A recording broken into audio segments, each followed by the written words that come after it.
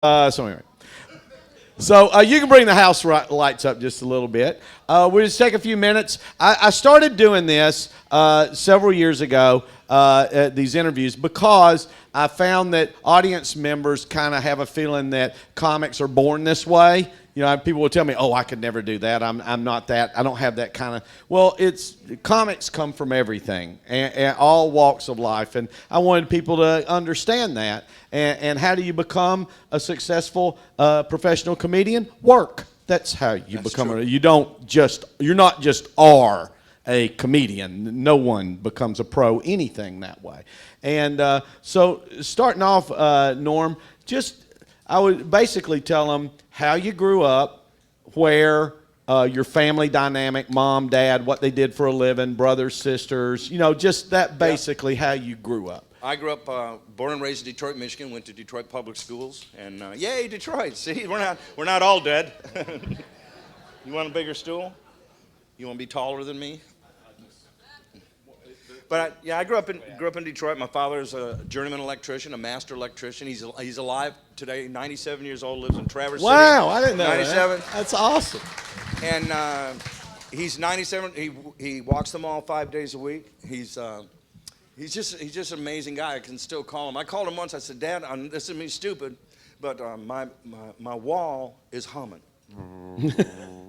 He's like, "What?" I go, "My wall is humming." He goes, "Where's the wall?" I tell him where it's at, and he thinks for a minute. He goes, "Go push your doorbell." I pushed the door. The doorbell was stuck in. I've been trying to figure it out for 3 days. The guy, fucker's 800 miles away, goes, "Hey, dipshit, go push your doorbell."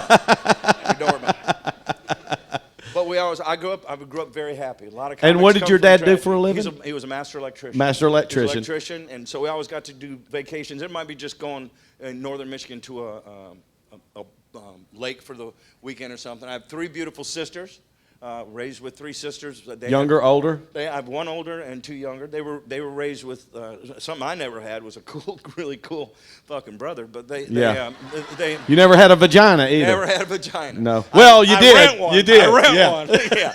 It's cost me a few houses and a lot of money, but I rent one. But when I was in middle school, in the 7th grade, I was walking with a new friend, Ken Shinsky, who introduced me to Sharon Shepard. I said, "Who are those 2 girls?" As we walked down the street to his house, which was on the other side of 6 Mile, which was a busy street. That'd be like walking across Main Street or something when we were kids. And we went across, and I met Patty Urso and Sharon Shepard, and we talked for a little while. And as we walked away, I told Kenny, I go, I'm gonna marry that Sharon girl." How old were you there? I was 13. She was 12, and. That November on the 8th in 1963, I asked her to go steady, and we got married in 71, and she's a super bad shot. She misses always over my left shoulder. So being from Detroit, you learn how to duck. I always go right and low because she's. Now I'm just going to back up. What do your sisters do for a living? One is an occupational therapist. Mm-hmm. Okay, she's an occupational therapist. The other one is worked in the law offices. Uh-huh. And my third sister is a nurse. And did your mother work, or did she just take care of the family? My mother was a stay-at-home mom. Okay. And was there anybody growing up in your globe, in your world? Yep. Especially as one of the adults, that was in entertainment, that had anything to do with entertainment? My mother always sang in church. My mother was a singer. She was a marvel. Had a beautiful soprano voice. She sang a lot. My dad sat alone in church for 45 years. Yeah. Or he ran the sound system. He ran the soundboard. And luckily, he recorded a number of things that she sang. And now that she's been gone 8 years, he can still play that. We got it on DVD on nice. CD, so he can listen. Yeah, so he listens to Mom all the time. But that's the closest thing to entertainment. That's nice. I did do a skit once years ago with my mom and dad in it. I got to work on stage with my mom and dad, and I've worked with each of my children, bringing them into different bits. Oh, cool. On stage. So that was always good. But nobody really was in entertainment. Do you have a college degree? I do. I went to Wayne State University's College of Pharmacy. I studied drugs. Yeah. And for a number of years, I still have a license. I mean, it costs me $150 every 2 years or whatever it costs. I don't pay any bills. Sharon does. But I keep my license because you never know. You never know. I knew that I had no zeros in my life. I had 3 children to support and my beautiful wife. And for a number of years, there was so much work that I never worked a weekend in pharmacy.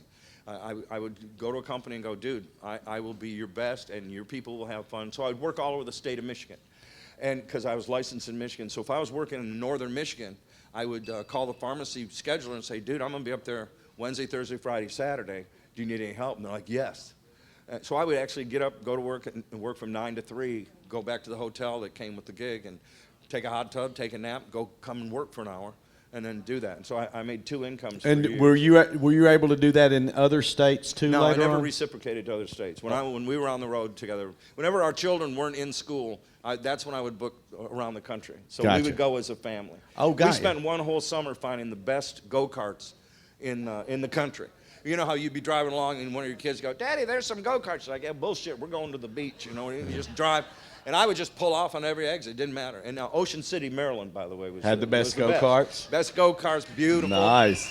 And There we go. so Daddy would go to work. Kids, they'd go out. Mom and Sharon and the 3 children would go out every night and go to a different movie or go do a function while I worked. The next day, we'd get up and play all day long. Nice. And now, what transitioned you into stand-up comedy? I know that both of us were lucky enough to get into it early In the 80s, when yeah. comic. I was doing music. I was playing guitar, which I picked up in college because I found out all my high school friends that didn't go to college, they just went to work. They would like, Norm, we're going to this gig. You want to go do this party or do something? Like, man, I got to study, because nothing came easy to me.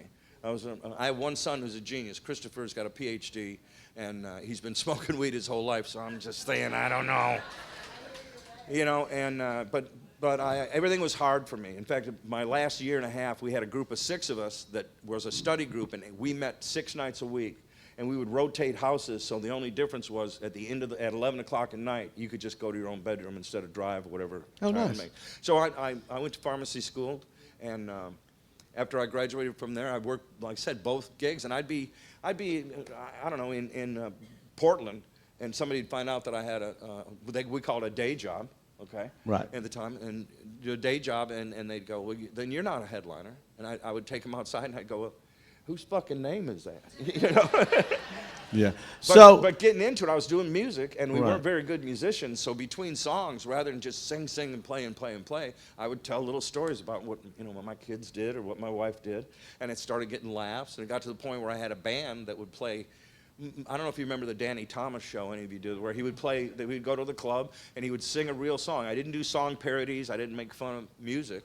I sang an actual song, and then in between songs, I would just tell stories and get laughs. And shortly, I don't know, about 5 years into doing that and splitting the money a bunch of ways, somebody came up and said, you should try stand-up at Mark Ridley's Comedy Castle in Detroit, Yes. which was one of the original Midwest comedy. There was L.A., New York, and Mark Ridley's Still Comedy amazing comedy club. Yes, it really 40 is. years in 40 the years. business. We just big. celebrated 40 years. And Mark comes down here in the winter now because he finally He's on got some Longboat. sense. Yeah, And, yeah. So I get to see my friends. So there. how, from the time you started doing stand-up Yeah. and started actually going out and doing shows at comedy clubs, how long was it before you, how many years did it take to where you were a headliner and that's what you were doing? I started as a middle. I never Right. was an opening act. Mark Right. really hired me as a feature. We were doing 20 minutes. And that's what Chris that you saw. The middle, Gordon. in a typical 3-man show. In fact, he invented the 3-man format. Oh. Mark Ridley invented that, came up with that. I started in the middle, and at the time, it was 6 months in that I was doing open mics for him, and at 6 months in, he said, will you stop by on Tuesday and Thursday and do 20 minutes in the middle, and it paid $25 a set. Now, that was $50 a week, which is $200 a month, and that, at the time in the early 80s, was my entire grocery bill for my family. So I went to work. I worked 2 jobs for almost 20 years, and I stood up in both of them. I stand all day in pharmacy. I go do stand-up comedy. I'm like, get one job where you sit, asshole. So how long do you think it took to, Before I headlined? headline and making, real money? Yeah, well, headlining had 20 clubs or so that you headlined. Probably it took me 5 years, I think. But That's pretty quick. I headlined. I started in '81. I headlined a few times. Actually, what I did was I went last. Okay. Right. Headlining was a different term, but I went last. I headlined in '84, and I wasn't ready. Right. I mean, I look back at some old film that I have of me, and I'm like, man, And it was all Because usually it seems like it's, right in there around 7 years is right. pretty quick. 8 to 10 is kind of the normal. I was pretty fast tracked, but because I told stories, I've never written anything. You want a beer? No, I do. I would like a water. Sam Adams. I like water. Bring Les McCurdy or Sam Adams. Okay. I actually don't drink. That's right. Anymore. No, yeah. Oh, I'm a blackout alcoholic. I know. Yeah. Yeah. Bring the house lights just up a little bit more. And at this point, any questions that you have for Norm or me, anything at all, be happy to answer if you have anything. Is there something? No? Nothing? Oh, over here. Okay. We got two. I'll get that one, then I'll get you. What you got? Idols? Pretty common question. Who are the ones that he looks up to? Influenced me? Yes. I always enjoyed everything from Red Skelton, Jonathan Winters, of course Richard Pryor, Mr. Cosby, who ended up being a bad guy, but I still loved his comedy. Still a brilliant. The Smothers Brothers, Dick and Tom, Bob Newhart, guys that told stories. I mean, voompa, voompa, voompa. You got a question here? Yeah. Oh, okay. Okay. Yeah, those are the yeah. I'm over here. Yeah. I don't have a question. Yeah. I have a comment. Yes. Okay. I think you're amazing. You followed your passion. Thank you. Beautiful life. And I think that's something just to cherish. Well, we were talking about we play golf today, Yeah, I agree. and Thank you. when you get to spend your life doing exactly what you want to do as a career, I mean, it's a blessing beyond. When Brett Leake would say, when your avocation becomes your vocation, you'll never work a day in your life. I've been blessed with this amazing girl that turned into an amazing woman and mother, Yes. and has kept me alive. My question. Yes, sweetheart. You guys played golf today. Yes. What were your scores? He shot 79, and Or no, he shot 79, and I had an 8 on a real. No, What was that? you're an asshole. And I had an 8 on the last par 4. I went in the water, then I bladed one out of the trap, and I had an 8, and I ended up with a 90. I should have been 87, 85. Yes, you had a little blow up. I didn't play poorly. We didn't make a putt though. No, nothing fell. We had a good time. Played out the great time. legacy. I And have got fun it in good shape. I have fun at funerals. Right here. I have fun at funerals. No, I didn't. What's that? Oh, when you're just out at parties or whatever, are you? Because I'll tell you this. I want to preface this. Pam, my wife, will get invited to a party, and they'll go, "Will Les come?" And she goes, "The reason you're asking that is you think he's going to come and he's going to be the life of the party. He's not. He's going to stand over there in the corner and he'll talk to you about sports or politics if you want to do that, and he'll have a few drinks and he'll be off, but he won't come and be." I'm generally funny. I'm generally funny, but I don't run material. I don't like running lines. Or you'll meet with comics sometimes in the green room, and they just want to give you some material. And I'll sit out here with you guys and watch if you want me to critique it. But Yeah. But yeah, I'm funny. It's a curse. It is a curse. But I also do live radio, and I've done television, and where there's language parameters and you can't drop F-bombs. I work theater up near the Villages, and they have a strict no F-bomb rule. I can't say bitch. I can say bitchy. So there's some places that have parameters and the ability to I can do my whole show clean. I use bowling instead of sex. And there was a line that said, men and women argue about two things, and it always comes back as money and sex. We'll call it bowling. And in my dirty show, I've been blessed with money, so apparently God said, sorry about that pussy thing. Okay.